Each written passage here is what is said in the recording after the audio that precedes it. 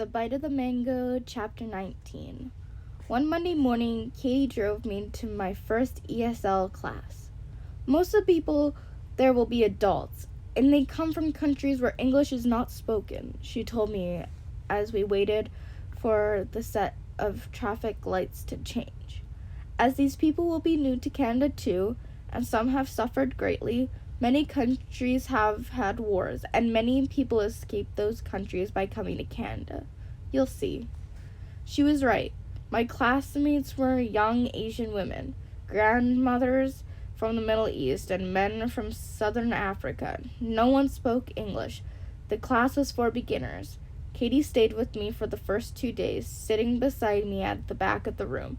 As we drove to school and back, she followed the same route as the public buses pointed out the bus stops along the way. Over dinner at the end of the second day, she announced, "I have to go to work tomorrow." Katie also worked for the government at a different location from Abu. She thrust some bus tickets into my pocket. "Just follow the direction I've been showing you, and you'll be fine." I gulped. "But Katie, what if I get lost?"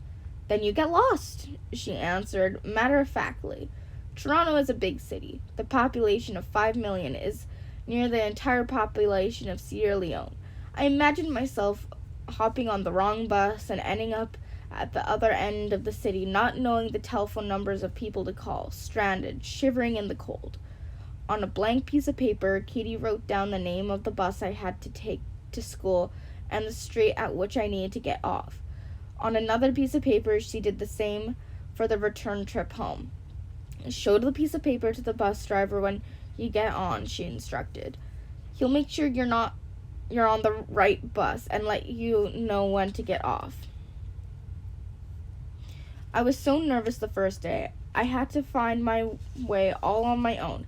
I dressed in a pair of hijaz, snug jeans, and a pink sweatshirt, then pulled on my purple ski jacket. I donned an oversized wool hat that wrapped a big wool scarf around my neck and face. All that showed were my eyes.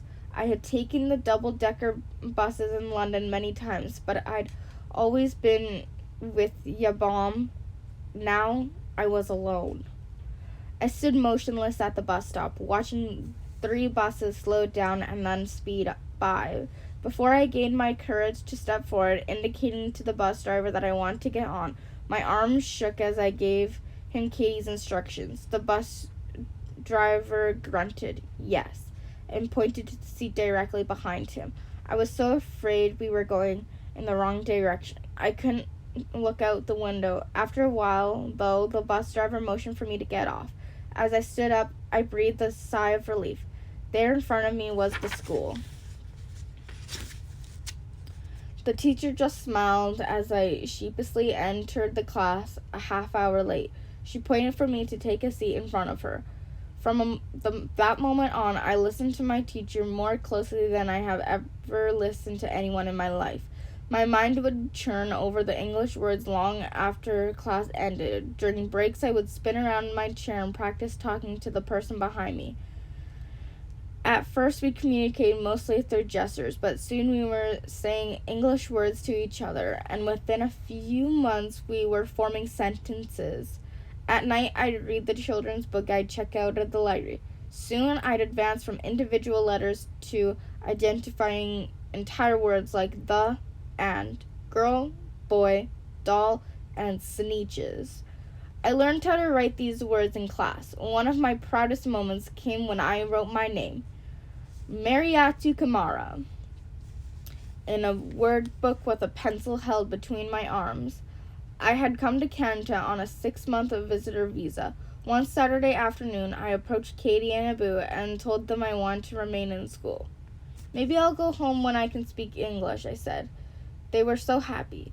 That night, we had a party with Katie and Abu's entire family. I applied for refugee status, eventually becoming a landed immigration and humanitarian grounds. That meant I was a victim of war and had a better chance of a good life in Canada than back in Sierra Leone. My sponsors were Katie, Abu, and a man named Alamami Bangura from the Sierra Leone Immigration Resettlement and Integration Center in Toronto, which Katie and Abu had helped start. On a muggy June evening, 10 months after arriving in Canada, I graduated from my English as a second language course with a diploma. Our graduation ceremony took place in the school auditorium, and all the students contributed potluck dishes for the feast afterwards. I made rice and fish with peppers. I couldn't wait to sample the Middle Eastern rice dishes and Cajun chicken from West Indies. Before we got the food, though, each student had to give a short speech in English on any topic he or she wanted. When it was my turn, my eyes scanned the audience until I found Katie and Abu and the nieces. "Thank you for giving me a home," I said, "and accepting me as one of yours. You are my sisters. I will always love you for the fun you bring to my life. I wouldn't be here on the stage getting my ESL diploma if it weren't for all of you." I thanked my ESL teacher and all the friends I had met in the class too. "Canada is a very nice place to live," I ended. "I'm glad it turned out to be everything I expected and more." The Bite of the Mango, Chapter 20. When September rolled around, it was time for high school. I wasn't alone this time. KK, Umu, and Miriam, Umu's sister, who had just arrived from Sierra Leone, accompanied me on my first day, and it turned out that KK was in 3 of my 4 classes: English, Science, and Math. I liked high school from the moment I stepped into the main foyer. The longer, narrow hallways were lined with lockers and students of all nationalities, sporting cell phones, Walkmans, fashionable jeans, and purses. I seemed to fit right in. KK and I were the eldest in our grade 9 class, though we were both so tiny that nobody guessed. Many of the students spoke English like me, with thick accents from foreign places. Because of my disability, the school assigned me a special tutor. She sat beside me in every class, taking notes and working with me one-on-one to figure out math equations, define English words, and explain the procedures in biology class. I liked science and math best. I had a natural ability to count things out in my head. I learned, perhaps, I mused to Katie one night. From my 2 years of begging in Freetown, if Abby Batu needed 4 peppers for dinner, I knew I had to earn at least 500 leones with begging to pay for them. I don't like the sight of blood, but I wasn't squeamish in biology class when I had to dissect a frog or look at graphic pictures of the human body, probably because I had seen so much in the hospitals in Sierra Leone. My tutor was very patient as she taught me cursive writing, with a pencil or pen held between my arms. Just like when I learned to print, my first major accomplishment was writing my name, Mariatu Kamara. My teacher gave me extra time to complete tests and examinations. I think I may have failed the first semester while the other students received report cards with marks and written comments. My teacher merely said I was doing well. But by June, I did get a report card, and I earned C's across the board. "This is a computer," said the resource center instructor, an older woman with glasses and short black hair. We were sitting at her cluttered desk full of papers and computer parts. She had cleared away some of the debris to make room for a black laptop, my laptop, that the War Amps of Canada had bought for me.